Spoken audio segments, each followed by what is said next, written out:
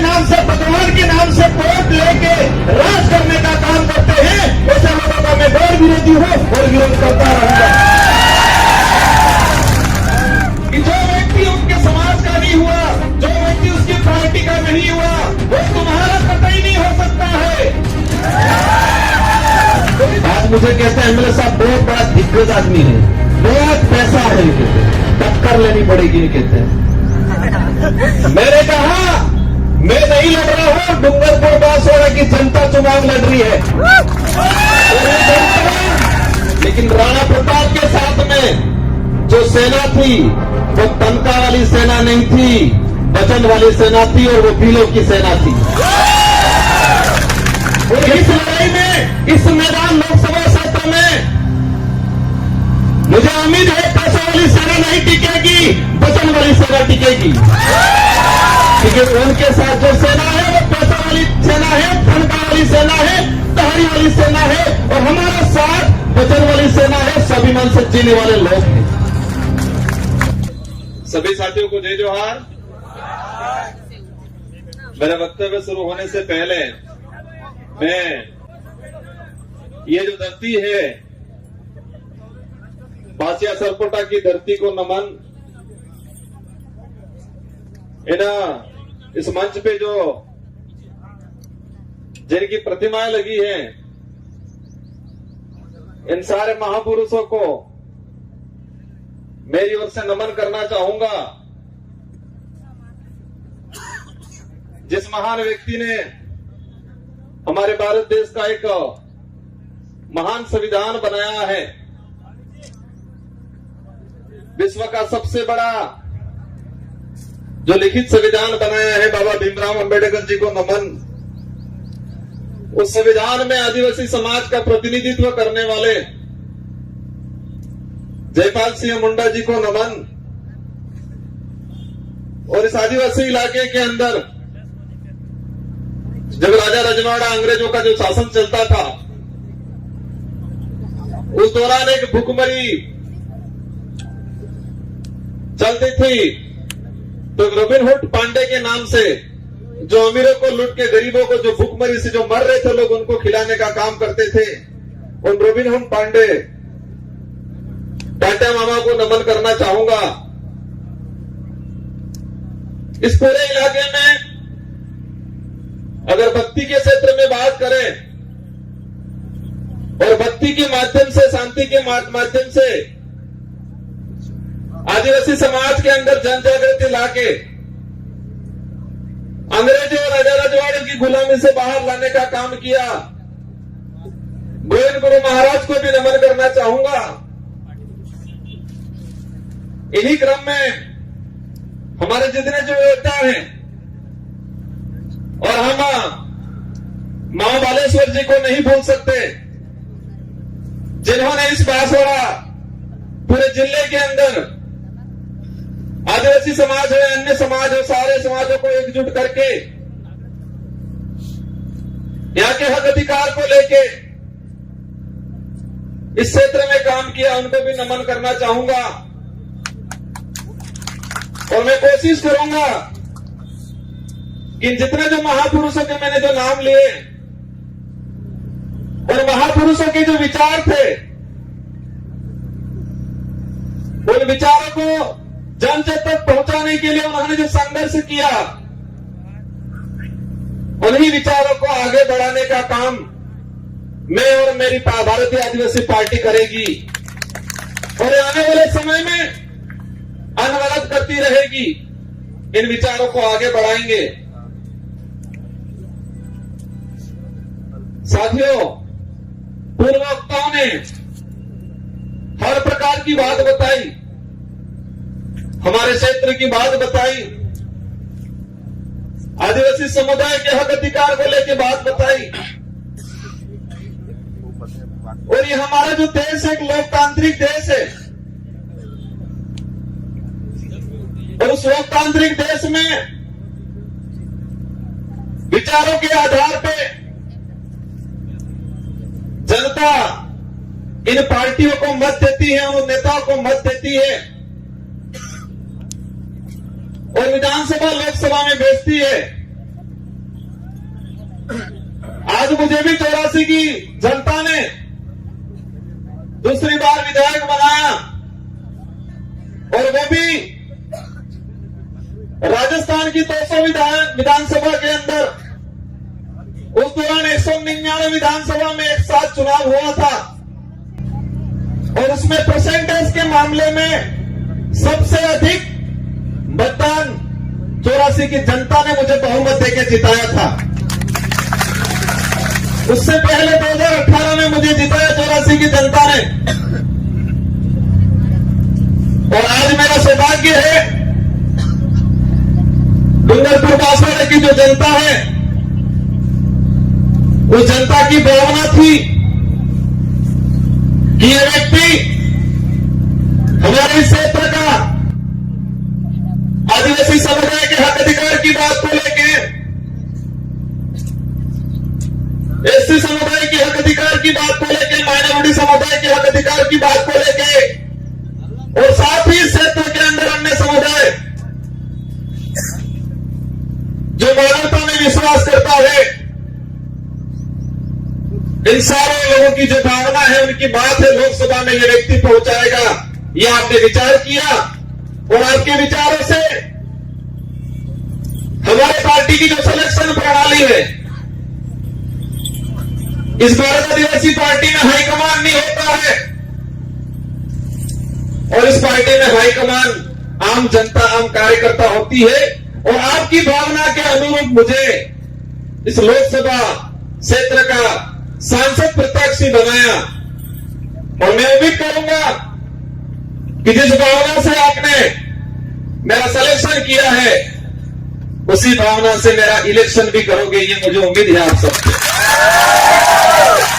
मैं आप सबको भरोसा भी दिलाना चाहूंगा, इस देश को आजाद कराने में,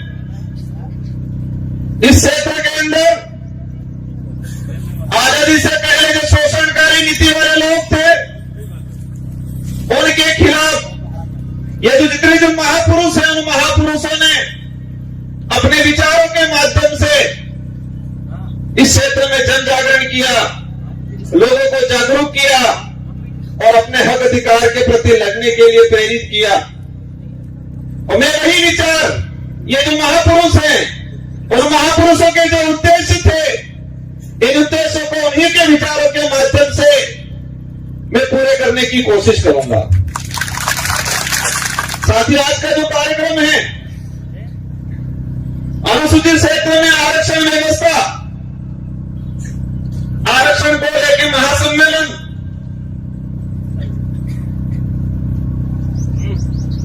ये जो शब्द है, ये शब्द आते ही कई सवाल पैदा करता है अपने दिमाग में कि हमारे देश का संविधान लागू हुआ 1950 को, और आज 2024 हो गया, और अभी तक उस संविधान के अंदर जो प्रावधान थे, उन प्रावधानों को आज तक धरातल पे लागू नहीं किया। उस बात को लेके बांसवाड़ा, डूंगरपुर और पूरे देश का एसटी एससी माइनॉरिटी समुदाय संविधान को धरातल पे लागू करो, उस बात को लेके आंदोलन कर रहा है। बड़े दुख की बात है कि संविधान बना और देश पे जो लागू हुआ, हम कहते हैं 26 जनवरी 1950 को, लेकिन मूल रूप से उसके संविधान के अंदर जो प्रावधान थे, वो प्रावधान आज तक धरातल पे लागू नहीं हुए हैं। और देश के अंदर हमारे राष्ट्रीय पार्टी के लोग कहते हैं देश विकासशील से विकसित हो रहा है, कहते हैं विश्व के अंदर हमारे भारत देश एक विकसित राष्ट्र की श्रेणी में आने लग गया है। लेकिन देश के अंदर देखा जाए, आज से 5 साल पहले जिस 5वीं स्कूल के अंदर 70 बच्चे पढ़ रहे थे, और आज उसी 5वीं स्कूल के अंदर 35 बच्चे पढ़ रहे हैं। आज से 5-10 साल पहले हमारे देश के प्रत्येक नागरिक पे जो कर्जा था,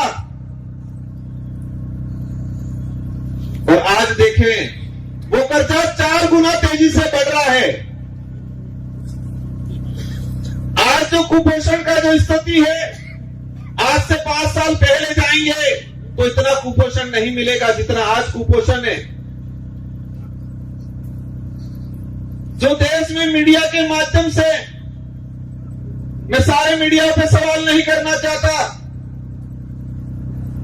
लेकिन कुछ मीडिया वाले ऐसे लोग हैं जो देश की सच्चाई को छुपा रहे हैं और पार्टियों के इशारों पे, सरकारों के इशारों पे इस देश के लोगों तक गुमराह करने वाली बातें फैलाई जा रही है।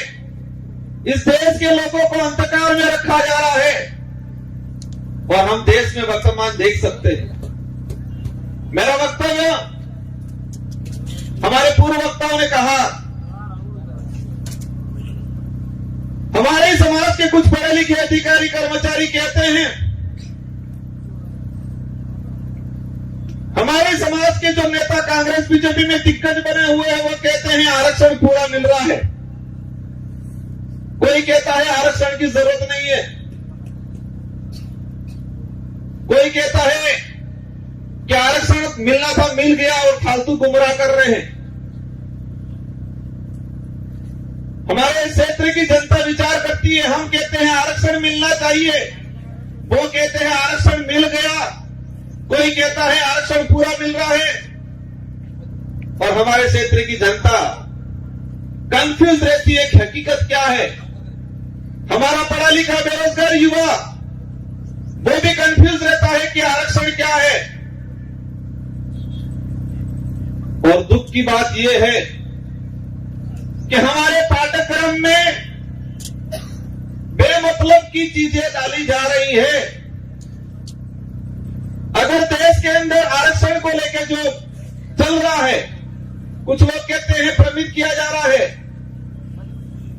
देश के आरक्षित वर्ग को, युवाओं को अगर क्लियर करना चाहिए था तो संविधान के अंदर जो आरक्षण व्यवस्था रखी गई है उसको हमारे पाठ्यक्रम में लागू कर दिया होता तो आज हर युवा को पता होता कि मेरा रिजर्वेशन संविधान के अंदर इतना है, शेड्यूल एरिया में इतना है, नॉन शेड्यूल एरिया में इतना है। लेकिन होता क्या है, वो आरक्षित वर्ग का युवा आरक्षण को जान जाएगा, समझ जाएगा, संविधान में प्रावधान क्या है समझ जाएगा, तो वो सवाल खड़ा करेगा उन राष्ट्रीय पार्टियों से, उन नेताओं से जो आते हैं कहते हैं कि राम के नाम से वोट देना। कहते हैं कि नहीं कहते हैं? इन लोगों ने कभी ये नहीं कहा कि बेरोजगारी खत्म करेंगे, बेरोजगारी खत्म करने के नाम से वोट देना, ये बोला उन्होंने। इस क्षेत्र में शिक्षा में गिरावट हो रही है, शिक्षा के क्षेत्र में हम काम करेंगे इसके नाम से वोट देना, ये नहीं बोला। और इस देश का दुर्भाग्य है कि इस देश में ऐसे नेता पैदा हुए हैं जो खुद के समाज का तो भला नहीं किया, लेकिन जिस पार्टी का खाया, जिस पार्टी में पद प्राप्त किए, उस ओहदे पे गए, उस पार्टी के भी नहीं हुए। जिस पार्टी के अंदर गए हैं उनको कहना चाह रहा हूं कि जो व्यक्ति उनके समाज का नहीं हुआ, जो व्यक्ति उसकी पार्टी का नहीं हुआ, वो तुम्हारा कतई नहीं हो सकता है। तो इस क्षेत्र में देखा है मैंने, हमारे चंद्र वर्ग के भाइयों को जाके ये भड़काते हैं, कहते हैं कि तुम चिंता मत करना, मैं तुम्हारे साथ हूं, ये बोलते हैं। तो हमारे उन भाइयों को भी कहना चाहूंगा, जो खुद के समाज का नहीं हो सकता है वो आपका कभी नहीं हो सकता है। ये विचारधारा सच्चाई को लेकर लड़ रहे हैं। ये विचारधारा, हम कहते हैं हम आदिवासी समाज में पैदा हुए हैं, मेरा पहला फर्ज बनता है कि मैं मेरे परिवार के लिए, मेरे समाज के लिए बात रखूं। साथ ही क्षेत्र के अंदर हमारे एसटी समुदाय के भाई हैं, माइनॉरिटी समुदाय के भाई हैं, इसके अलावा किसी भी वर्ग का गरीब भाई है, उसकी कोई भी बात होगी, कोई भी समस्या होगी, उसका निराकरण करेंगे हम लोग। और ये देख सकते हो हमारे 84 क्षेत्र के अंदर हर व्यक्ति ने हमको मत दिया और मुझे मेरी विधानसभा में प्रचार करने की जरूरत नहीं पड़ी थी। हमारे कार्यकर्ताओं ने मोर्चा संभाल लिया था और हाईएस्ट मत राजस्थान में टॉप 2 में लाके रख दिया मुझे। आरक्षण व्यवस्था को लेकर कुछ आंकड़े मैंने क्लियर किया है, अलग अलग डिपार्टमेंट की भर्तियों का, लेकिन इस मंच के सामने ही हमारे खाकी वर्दी वाले भाई दिख रहे हैं, इसलिए मैं उनके डिपार्टमेंट का कुछ आंकड़ा बता दूंगा।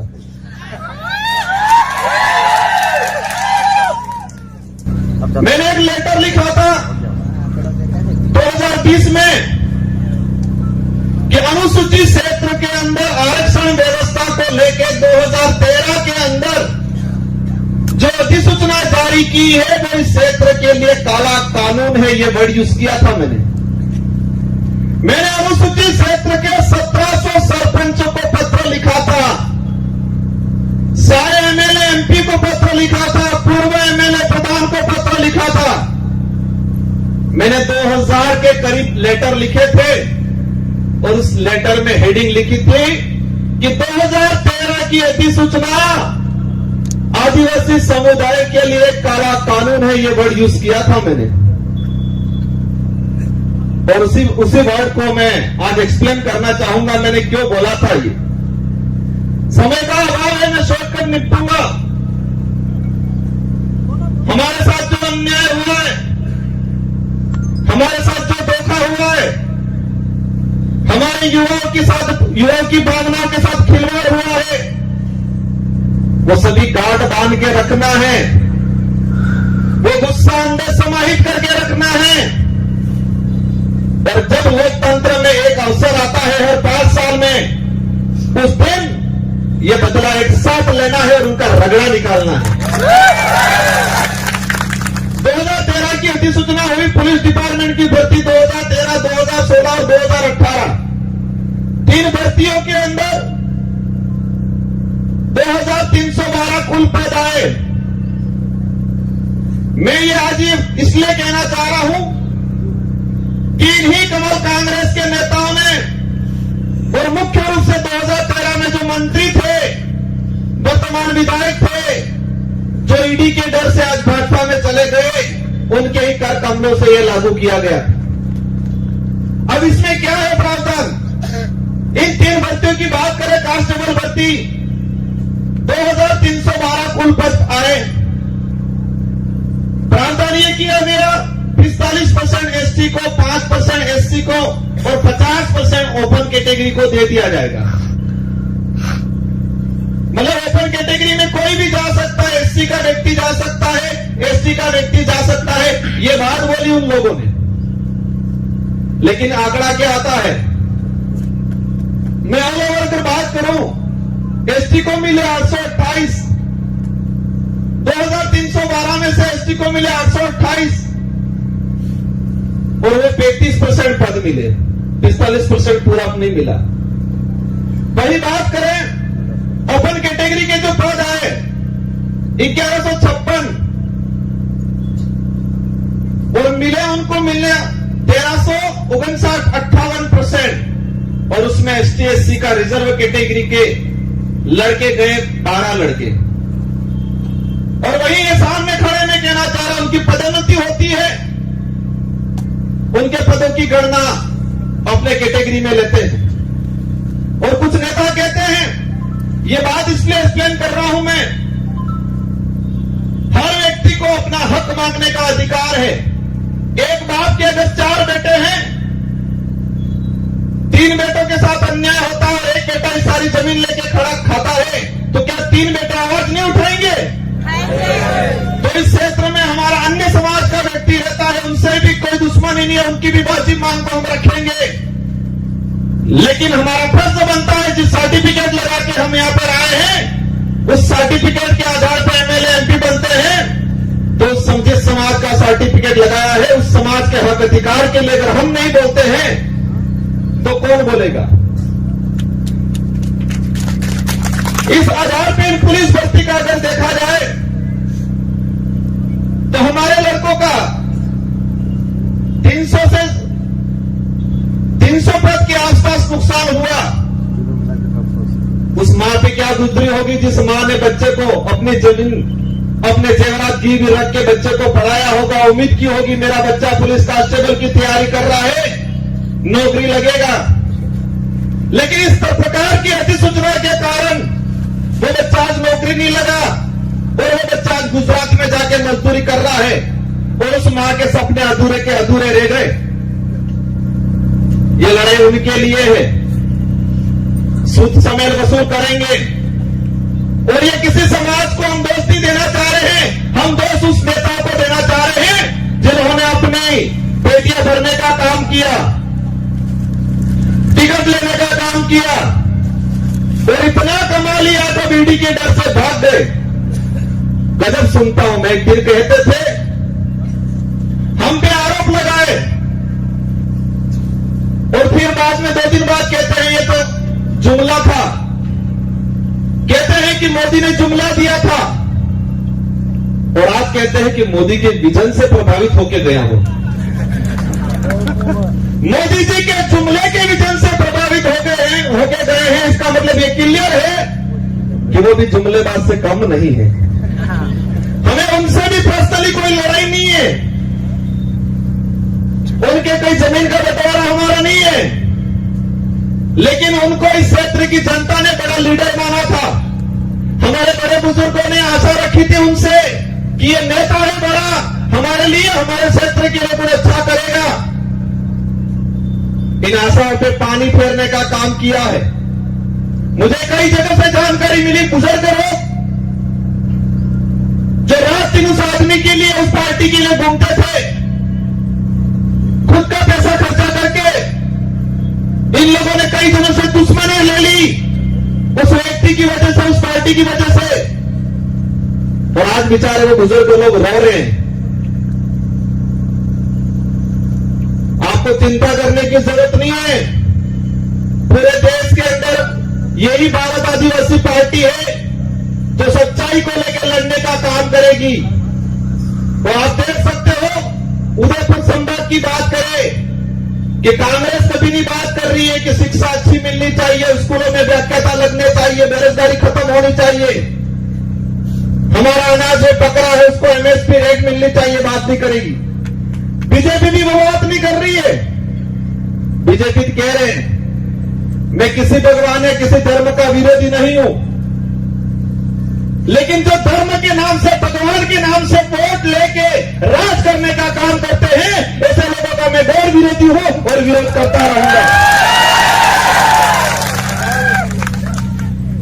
यहां पर हुआ था, जिनको आज हम ज्ञापन देने जा रहे हैं, ये माही विस्थापित होके लोग, कदना और ये माही डैम से विस्थापित होके लोग प्रतापगढ़ में रह रहे, आपके आसपास रह रहे, लेकिन मध्य प्रदेश के नीमच के अंदर लोग रह रहे हैं। और जो ये डांस ऑफ इंडिया में जो 5 बच्चियां गई थी, जिनका आपने सबने नाम सुना होगा, गली घास के नाम से जो लड़कियां है, नीमच में रहती है, झोपड़ियों में रहती है, उनके माँ बाप मजदूरी करते हैं, आज तक भी उनको जमीन का पट्टा नहीं मिला है। वो नीमच के नहीं है, ये माही से विस्थापित होके गए हुए लोग हैं। और आज कह रहे हैं हमारे यहाँ के लोग विस्थापित होके गए, उनको जमीन नहीं मिला आज तक।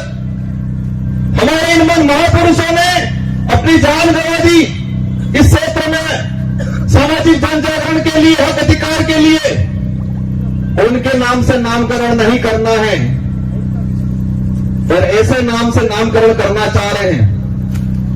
करना है जिस क्षेत्र में जो लोग थे, किसी भी समाज का व्यक्ति हो, एससी का हो, ओबीसी का हो, किसी भी जिस व्यक्ति ने इस क्षेत्र के लिए काम किया है, मामा बालेश्वर आदिवासी नहीं थे, लेकिन आदिवासी समाज आज उनको भगवान की तरफ पूछता है क्योंकि आदिवासी के लिए काम किया। हम हर उस व्यक्ति का, हर उस समाज का सम्मान करेंगे जो मानवता में विश्वास करता है, और उस हर व्यक्ति और उस धर्म का विरोध करेंगे जो छूत भेदभाव उच्च नीच करता है, उन सबका हम विरोध करेंगे, क्योंकि ये देश संविधान से चलता है। और आज बात करें, एक नारा लगाया जा रहा है 400 पार। क्या नारा लगा रहे हैं? 400 पार। अंग्रेजों मुगलों ने इस देश को कम लूटा था, इससे भी खराब स्थिति से ये लोग इस देश को लूट रहे हैं। इसका असर आदिवासी या एससी को ही नहीं है, इसका असर पड़ेगा हर वर्ग के व्यक्ति को आने वाले समय में भुगतना पड़ेगा। ये लोग बहुत बुरी तरह से इस देश को लूट रहे हैं।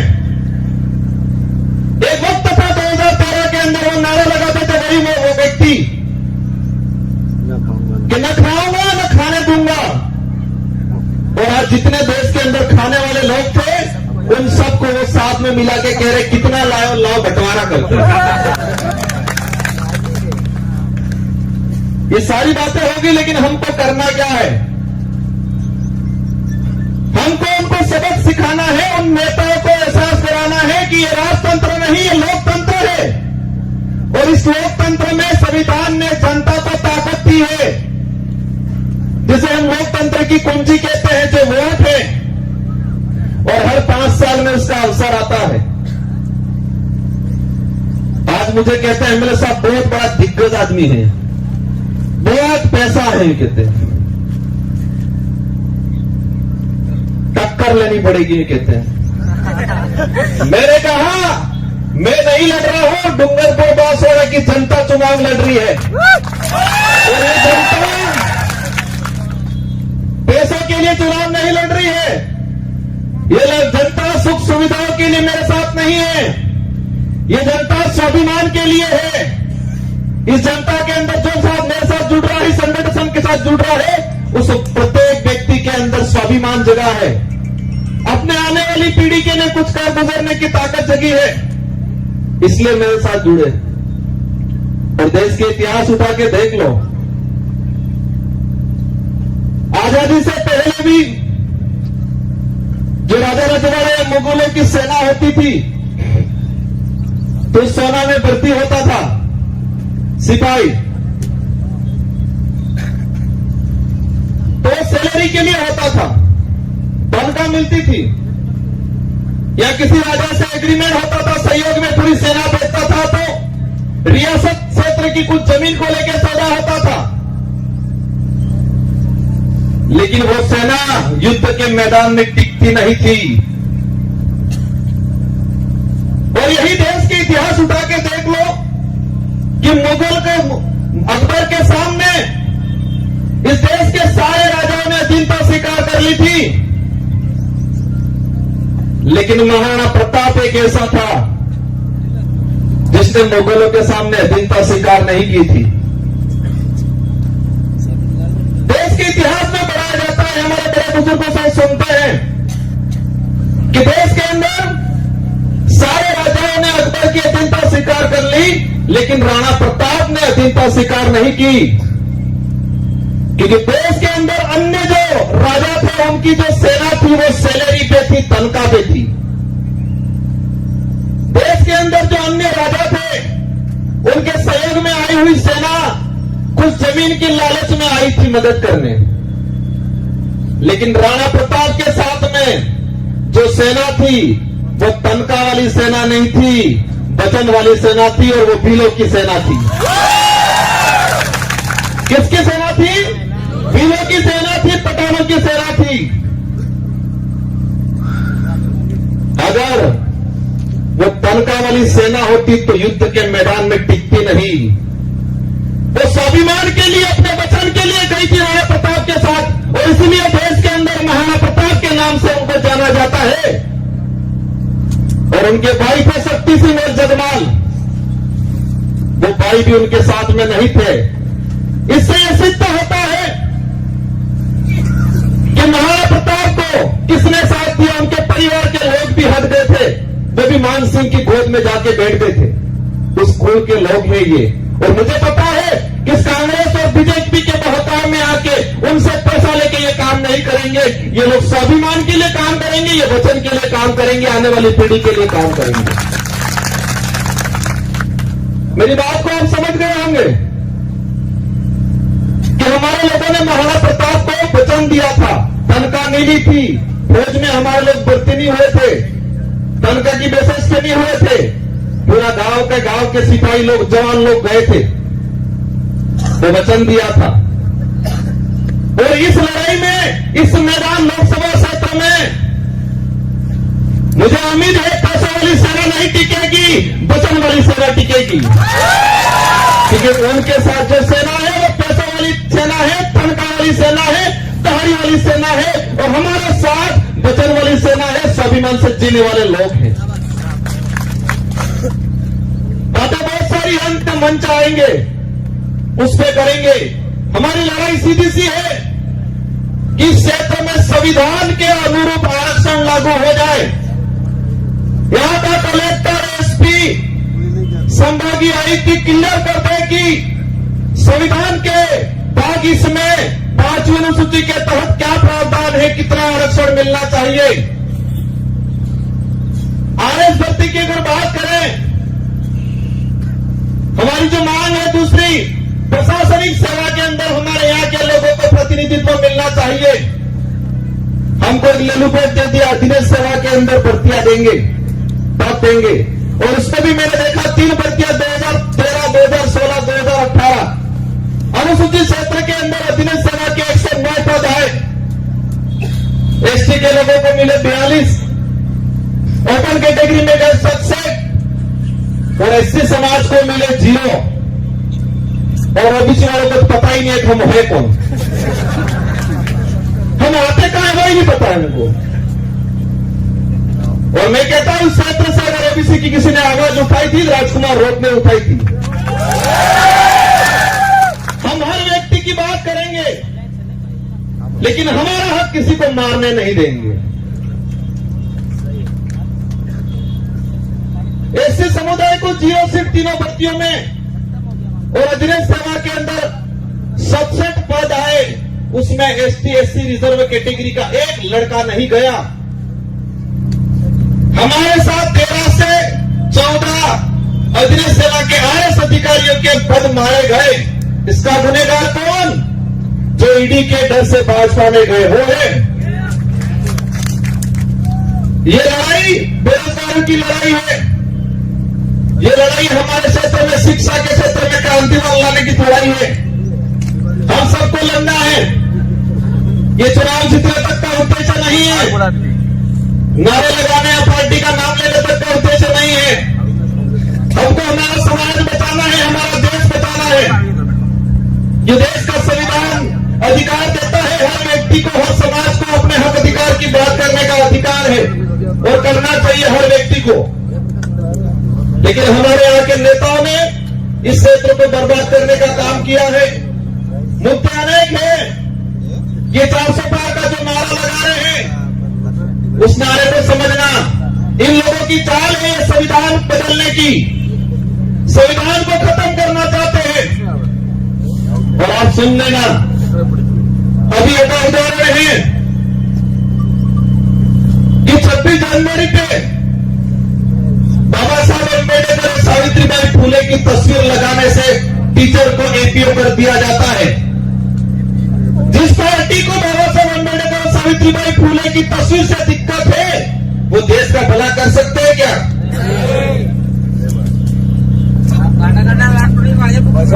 ये अंग्रेजों से भी बदतर स्थिति देश की करने वाले हैं। और हम सबको मिलके, और ये पार्टी कोई क्षेत्रीय पार्टी है, इस डूंगरपुर, बांसवाड़ा, उदयपुर तक सीमित रहने वाली नहीं है। ये पार्टी अरब सागर से लगा के बंगाल की खाड़ी तक जितने जो स्टेट पड़े हैं, और हमारे साथ हर व्यक्ति जुड़ रहा है। हम सच्चाई की लड़ाई लड़ रहे हैं। आने वाले समय में मुझे उम्मीद है मेरी बात पे आप गौर करोगे कि युद्ध के मैदान में सैलरी वाली जो तनख्वाह वाली सेना नहीं टिकती है, युद्ध के मैदान में वचन वाली और स्वाभिमान वाली सेना टिकती है।